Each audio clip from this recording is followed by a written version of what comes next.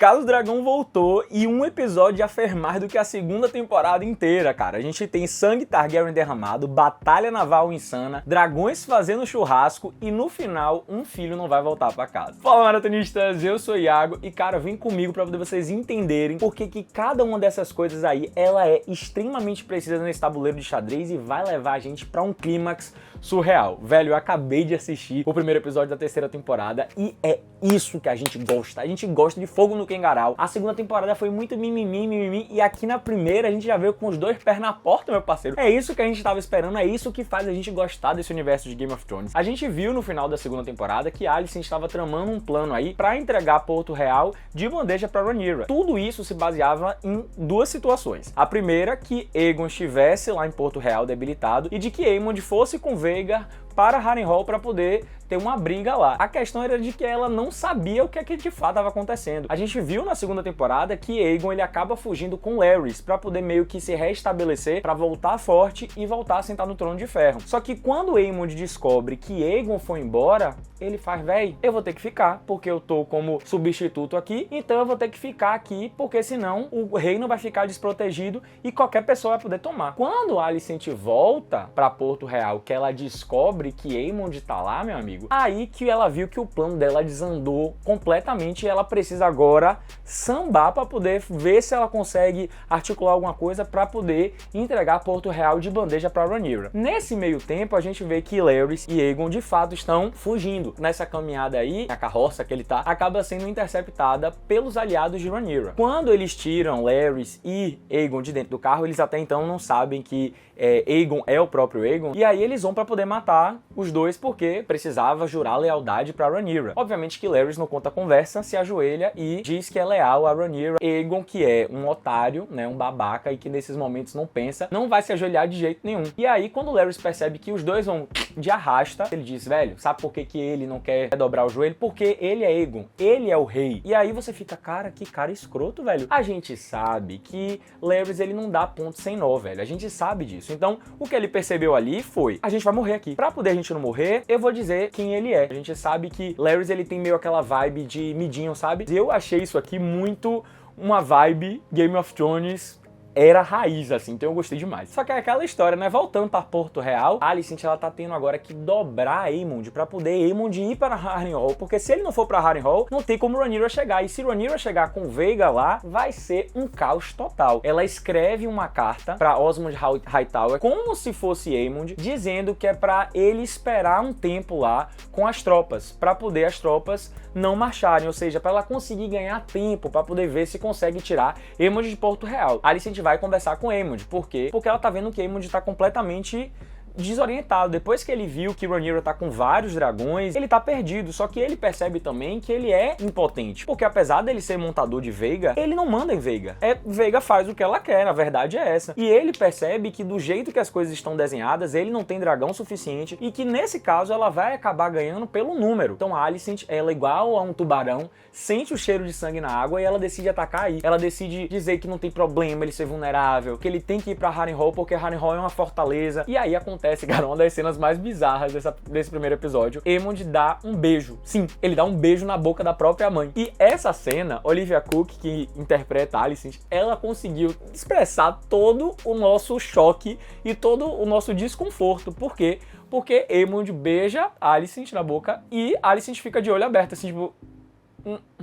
Ela sabe que se ela empurrasse ele, isso iria afastar ele ainda mais e ela não pode ter ele afastado, ela tem que estar com ele bem perto para que o plano dela funcione. Então esse é um momento que é muito tenso e que, assim, eu acho que dita um pouco o tom aí de como essas tramas paralelas estão se desenhando para esse grande confronto. Só que lembra da carta fake que a Alicent mandou? Pois é, ela chega a Ormond Hightower e ele, quando abre, acaba acatando aquela instrução que foi passada por Aemond, que é o quê? De aguardar mais alguns dias para poder o exército Hightower ele marchar. Só que um outro ponto interessante nesse momento aí de Ormond é que a gente vê uma pessoa atrás dele, toda de verde, com cabelo ruivo. E esse daí é Daeron Targaryen, que é o quarto filho de Alicent com Viserys. E por que que isso daí é interessante? Porque esse foi um personagem que a gente se perguntou muito como é que ele seria abordado. Ele é um personagem que é um montador de dragão, ele tem um dragão, e esse dragão em determinado momento é até mostrado preso, né, ali no acampamento dos Hightower. Só que vamos sair um pouquinho dos verdes, vamos falar um pouco dos pretos agora, né? Uma coisa que a gente vê é que finalmente, depois de Daemon sair do Caps, vulgo Harrenhal, ele agora tá com sangue no olho, meu amigo. Ele só quer saber de conquistar, ele só quer saber de fazer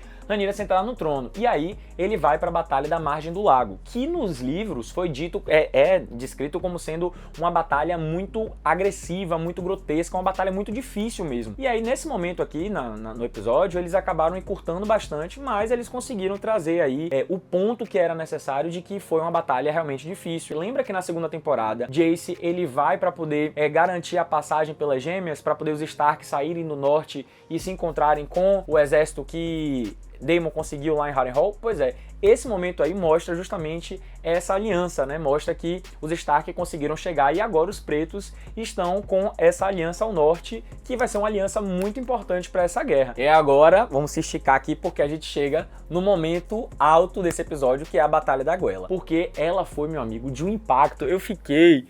Velho, que coisa surreal. Essa Batalha da Guela, ela tem tantas camadas, ela tem tantas coisas que acontecem de forma simultânea que, meu amigo, a gente fica assim se perguntando, vai acabar? Não pode acabar não. Então nesse momento aí a gente vai ter a batalha dos Velaryon, né, dos pretos com os verdes representados pela triarquia. Absolute Cinema. Eu achei essa cena, esses momentos, assim, a filmagem, a forma como essa batalha ela foi criada foi muito, mas muito bem feita, cara. Ela foi muito tensa, ela foi muito nervosa. Mesmo você sabendo o que vai acontecer, você fica nervoso. Fora que, assim, eles tiveram algumas mudanças e que eu vou falar aqui e que eu acho que foram mudanças interessantes para a questão narrativa. Primeiro é esse embate entre Corlys Velaryon e Loar, porque foi assim... É mostrado que é uma coisa que é muito antiga, né? Ela tem um ressentimento muito grande de Velaryon por conta de todas as coisas, de todos os companheiros dela que ele matou e que ele perseguiu. Então ela tem essa coisa e a gente descobre que, na verdade, ela não quis fechar um pacto com os verdes porque ela acredita que Aegon é o rei de verdade. Ela, na verdade, só fechou o pacto porque ela viu uma oportunidade de conseguir atacar Corlys Velaryon de uma forma que ela sabia que ele ia sentir. Então, aqui a gente vê esse desenho aí naval acontecendo. Eles deram um foco muito maior para a batalha naval do que para a Batalha dos Dragões, como a gente vê no livro. No livro, inclusive, a gente tem ali 5 dragões que estão sobrevoando ali para poder tocar fogo na galera. Só que aqui, eu acho que a forma como a galera fez ficou mais interessante. Rhaenyra descobre que a frota de Velaryon está sendo atacada, então ela decide fazer o quê? Vou botar minha roupinha e vou lá para poder tacar fogo e acabar com isso aí. Só que tem alguns problemas. Primeiro, Rhaenyra, ela é a rainha, ela vai se colocar em evidência dessa forma, porque se ela morrer,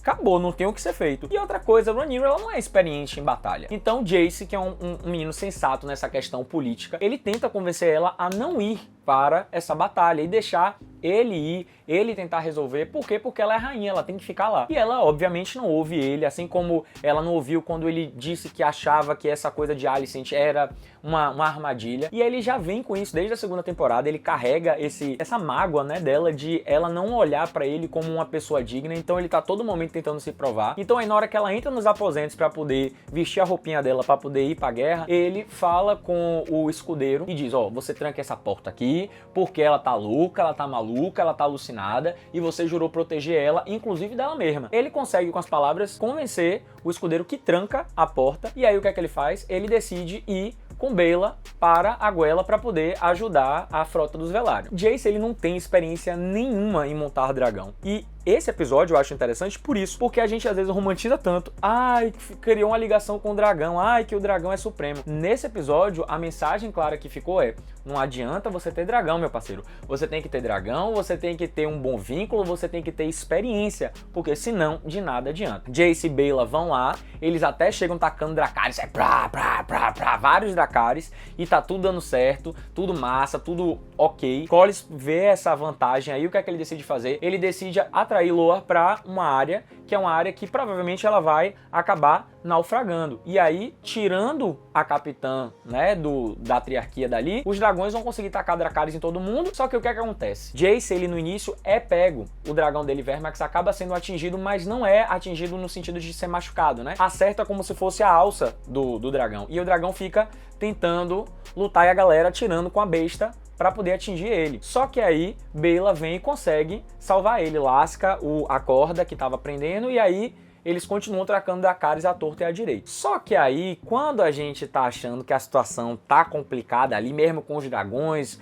Corlys sendo perseguido, assim, a frota dele tá sendo totalmente destruída, aparece no horizonte a esperança. Rhaena aparece com o Ship Stealer. Sim, aparece com o dragão selvagem que ela conseguiu domar. Que inclusive no início do episódio, até que eu achei a forma como ela meio que cria um vínculo com esse dragão, eu achei bem interessante, né? Ela fica ali tentando, ela fala em alto valiriano com ele pra poder mostrar, ó, você tá achando que eu sou qualquer uma? Não sou não, eu sei falar alto valiriano. Aqui a gente tem presença, aqui é sangue de dragão correndo na veia. E aí ela aparece com ele, a gente, cara, agora vão ser 3 dragões, vai ser uma loucura. O que é que acontece? Obviamente que as embarcações da triarquia começam a atacar Ship Stealer, e aí ele começa a ficar putaço da vida, porque tá sendo atacado, e ele começa Dracarys em cima da frota da triarquia. Só que qual é a questão? Ele é um dragão o quê? Selvagem, meu amigo. Ele nunca se envolveu em uma briga, ele nunca se envolveu em uma batalha, ele tava apanhando, tomando bola de fogo na cara e tudo. Então o que é que ele faz? Ele começa a atacar fogo em todos os barcos. Ele fez, ó, isso aqui tá me atacando,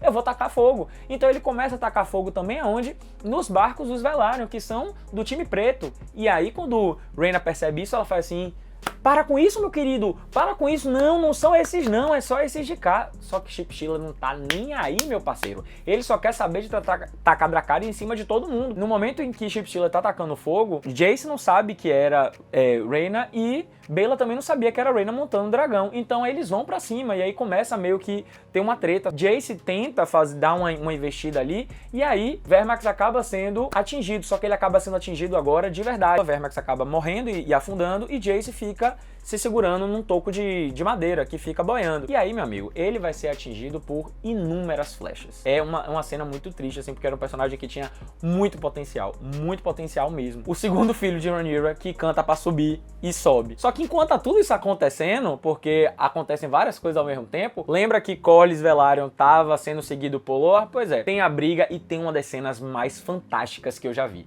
A cena que o navio, ele parte o outro no meio, meu amigo, é de uma perfeição absurda. E aí a gente vai ter a batalha ali, a briga, a tensão. Obviamente que Corlys, na hora que ele vê o castelo dele pegando fogo, porque foi uma estratégia que Loa usou pra poder distrair ele, né? Quando ele vê, ele meio que fica parecendo um otário. Meu castelo pegou fogo.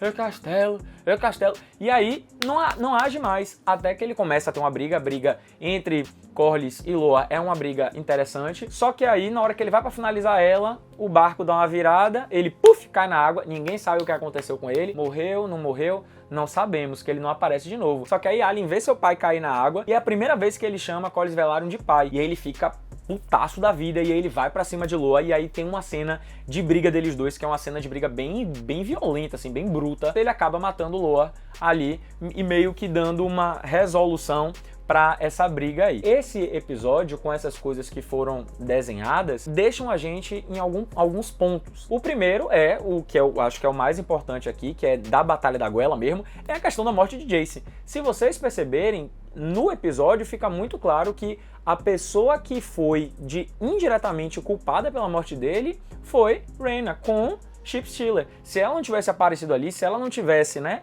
tocado o terror que ela tocou, se ela tivesse conseguido domar Ship Stealer, as coisas provavelmente não seriam daquela forma. Aí a pergunta que fica é, como é que vai ficar a Rhaenyra agora, meu amigo? Será que ela vai querer vingança de Rhaena? Será que ela vai ter briga com Daemon? Porque, não sei se vocês se lembram, mas Rhaena é filha de Daemon. Era uma filha que ele não tinha muito proximidade, por quê? Porque ela foi a única que não teve um dragão, que não tinha criado ligação com nenhum dragão, então era uma filha que ele tá meio afastado. Então tem muita coisa aí que pode ser explorada e que traz uma camada mais dramática pra toda essa morte de Jace, eu acho que até mais do que o que a gente viu no livro. E eu, sinceramente, gostei bastante disso aí. Então, meu amigo, uma coisa que ficou muito clara nesse primeiro episódio da terceira temporada é de que o ritmo aqui vai ser frenético. Esqueça aquele mimimi, aquela coisinha chata da segunda temporada, porque aqui é no ritmo ragatanga, meu amigo. A gente não vai ter tempo de respirar. E quem conhece a história sabe que agora são os momentos mais tristes, os momentos mais tensos e que vai entregar pra gente surra de conteúdo e surra de revolta. Eu tô muito ansioso,